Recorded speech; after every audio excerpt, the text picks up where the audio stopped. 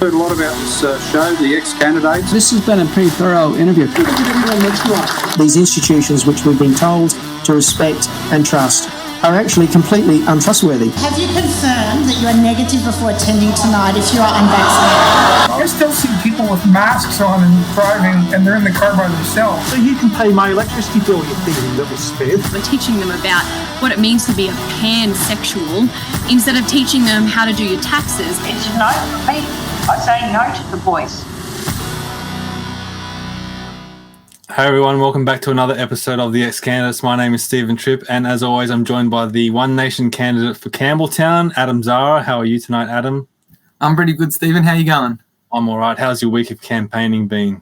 Oh, it's been pretty busy, actually. So I did some campaigning today, which was pretty good. I went through the streets of Rosemeadow and, did some letterbox dropping, spoke to a few of the people who are out cutting grass and, doing the right thing by the area and making it look good. So that was pretty fun, actually. I enjoy speaking to people and seeing what they got to say. So it was pretty good. That's awesome. And on tonight's show, we're joined by another One Nation candidate, this time in the seat of Wyong. It's Martin Stevenson. How are you tonight, Martin? Good, thanks. It was a good, nice, relaxing day today for me. I was not campaigning. We're starting next week with that. Oh, excellent. Yeah, nice. Relaxing day. Good on you, because you need plenty of rest. You need to be plenty strong for the campaign trail, I reckon. Yeah, well, it's like everything. You've got to be into it. You've got to put a bit of time into it. So we're going to try and go to schools every day, get my vehicle signed up, and we're just going to go and park at a different school every day in the area and see what we can see in the parents. Because a lot of, as we know, Mark's attacking the school system and a lot of parents are concerned. So we're going to try and get to them by actually going to the schools and hopefully get some attention that way. That's actually a really, really good idea. And sorry, Stephen, I'm going to cut you off again. No, it's all right.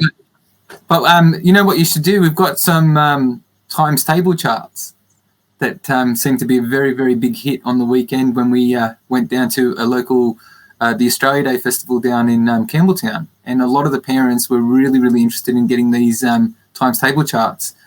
So here it is, what Adam's talking about, times table chart. As Adam was saying, One Nation wants to educate your kids, not indoctrinate them. Yeah, well, that's the way to do it. Because I mean, you look now at kids, and you ask them, is that clockwise or anti-clockwise? They look at you with a blank stare. The simplest of things. Yeah, they can't even teach them clockwise and anti-clockwise. And I know it's a digital world now, but so many things rely on clockwise and anti-clockwise. They should still be teaching them the simplest of concepts like that, and all that's going missing. I made my my middle child wear a analog watch when she was learning how to tell the time, because practice is key. You can that's like when she was learning to tie her shoelaces. I waited till she was probably, I think, in year 2. And then I had taught her over the Christmas break to tie her shoelaces. And then instead of giving her Velcro shoes for school, I gave her shoelace shoes for school. So she had to, if they came undone, she had to tie them. And just repetitively practicing was a key thing. Just like the anti-clockwise and clockwise. How do you even know? You know what I mean? What it is? If they go, what do you mean by clockwise or anti-clockwise? People, even in my trade, what I do, you have to put a roller blind in or take a roller blind out. You've got to turn a spindle anti-clockwise, and that will pull a pin in so that you can actually take the blind out.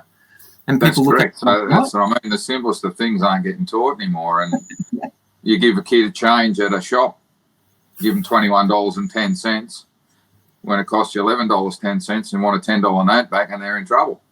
Yeah, they can't work it out. You've given me too much. I only need the 20, and you think, that's what we're doing to them. So those times tables are very pertinent, because that's the simplest and best way of learning.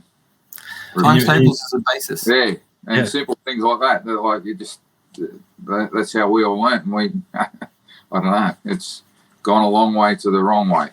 So you bring up the you say that the problem is they can't even read the clock anymore. That's because they're getting taught in class that all the components that are part of the clock that are being mined out of the ground are contributing to climate change, and that's what they're learning, not how to tell the time. Just been bombarded with this workers' climate change policies, which we know are inserted into every topic because we've spoken to kids in school and they've confirmed that. Yeah, I know. My kids are older, but I mean, imagine if you've got young kids, if you didn't keep up on what they tell you when they come home and actually listen to what they tell you, you'd probably be frightened of what they're learning. Yeah. And the teachers, I don't know, they've just gone the wrong way. It's like you said, they're not educating them anymore. But we all know that life, not for future life. They're educating them to do what they want them to do as little soldiers against common sense. Yeah, well, there's not enough common sense out there, but and you know you know how they use the digital watches and stuff now. I mean, like, because you know, liquid crystal displays, they just come from air, don't they? I mean, that's not a chemical that's mercury based or whatever it is it? Like, you know, like. Oh, that's right. Yeah, I saw something today somewhere. I was just flicking through all the rubbish on the phone, and it was talking about.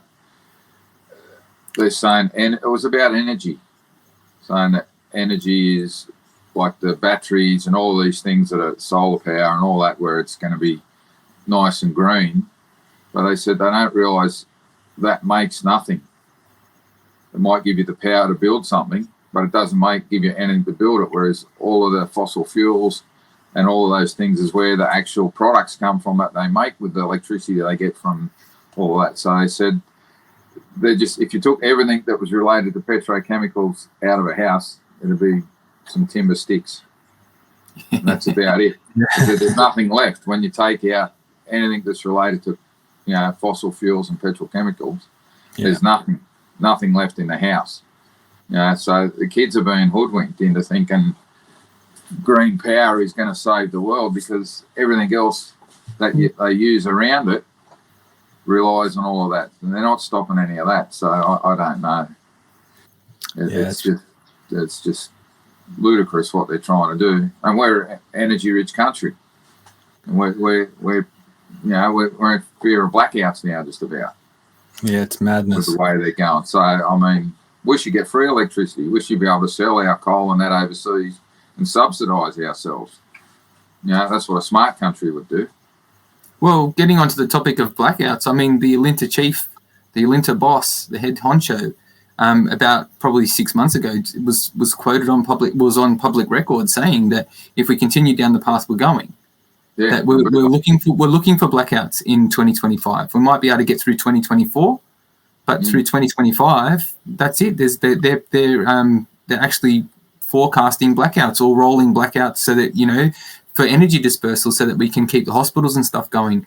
I think even parliamentary information that was dug out by One Nation are showing that the Labor themselves, their plan also shows blackouts are going to happen if we continue down the path that we're going on. But no one talks about that except One Nation, right? That's right, yeah. And all of the smart technology in the meters and that, everyone thinks, you know, it's saving them a lot of labour, but it also means they can turn and control the load.